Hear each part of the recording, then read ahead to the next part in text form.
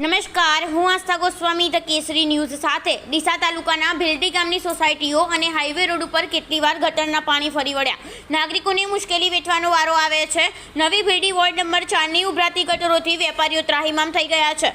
વારંવાર પંચાયતને રજૂઆત કરવા છતાં નક્કર પગલાં લેવાની નથી. રાહતદારીઓ ગટરના પાણીમાં ચાલવા મજબૂર બન્યા છે.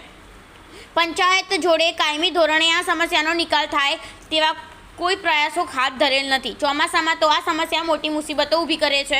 કેટલાય ઘરોમાં પાણી ભરાઈ જાય છે, પરંતુ તેના નિવારણ માટે કોઈ નક્કર પગલાં ભરાતા નથી. વારંવાર ગટરો ઉભરાતા રોગચાળો ફાટી નીકળે તેવી પરિસ્થિતિ સર્જાઈ જાય છે. 2 દિવસ પહેલાં નવી ભીલડી વોર્ડ નંબર 4 ગટર ઉભરાઈ હતી અને પંચાયતને જાણ કરતાં મશીનો દ્વારા પાણીનો નિકાલ કરવામાં આવ્યો હતો, પરંતુ કાયમી ધોરણે સમસ્યા દૂર થાય તેવું કોઈ આયોજન દેખાઈ રહ્યું નથી, જેનાથી છાસવારે રોગચાળો અને મચ્છરોનો ઉપદ્રવ વધવાની શક્યતા જોવા મળી રહી છે. સત્વરે આ ઉભરાતી ગટરોનો નિકાલ કરવામાં આવે તેવી લોકોની માંગ ઉઠવા પામી છે. નગીનભાઈ ડીસા દ્વારા.